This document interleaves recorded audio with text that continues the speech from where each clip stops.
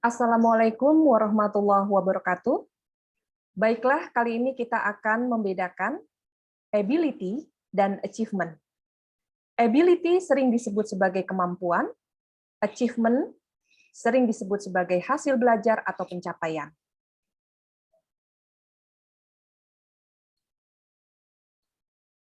Haladina dalam bukunya Writing Test Items to Evaluate Higher Order Thinking membedakan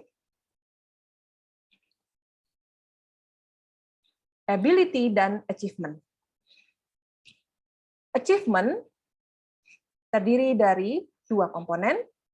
Yang pertama adalah knowledge dan yang kedua adalah skill. Sementara kombinasi kompleks knowledge dan skill membentuk kemampuan atau yang kita sebut dengan ability. Baiklah, kita lihat beberapa perbedaannya. Achievement. Achievement adalah cognitive behavior dari sejumlah ingatan fakta kepada berpikir kompleks. Dalam taksonomi Bloom, itu ada leveling kognitif level 1 atau yang kita sebut dengan ingatan rendah, ya. Kemudian sampai level ke C2, C3, C4, C5, dan C6 adalah mengkreasi. Kedua, proses dalam pencapaian achievement ini membutuhkan jangka waktu yang pendek. Artinya, setelah sebuah materi itu dipelajari, maka achievement itu dapat terlihat. Achievement lebih mudah dikuasai dan lebih mudah juga berubah. Dengan demikian, achievement ini adalah perilaku mental yang lebih sederhana dibandingkan ability. Terdapat dua jenis dalam achievement. Yang pertama pengetahuan atau knowledge, yang kedua keterampilan, di mana keterampilan dibangun atas keterampilan mental. Salah satu contohnya keterampilan mental ini adalah berpikir tingkat tinggi, ya, dan yang kedua adalah keterampilan motorik. Sementara ability ini adalah salah satu kombinasi pengetahuan, skill, dan sikap yang lebih kompleks.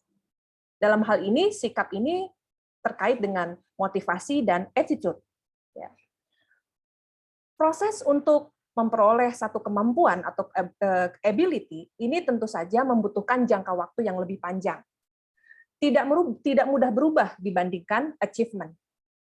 Maka, ability didasari oleh achievement. Lalu perbedaan achievement dan ability seperti apa? Kita buat dalam bentuk tabel, ya. Jadi achievement lebih kepada perilaku kognitif, sementara ability lebih menekankan kepada sejumlah keterampilan yang kompleks. Achievement dibangun atas pengetahuan dan skill, ability selain pengetahuan, keterampilan juga ada sikap.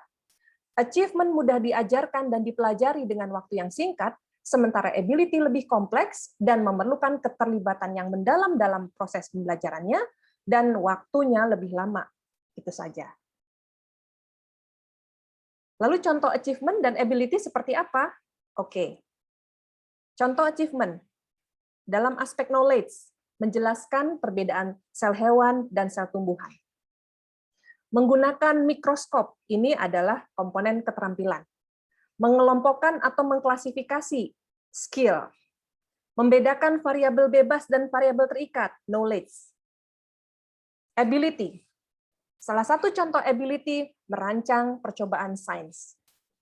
Dapat kita lihat bahwa merancang percobaan sains merupakan suatu tindakan yang lebih kompleks dari sekedar achievement.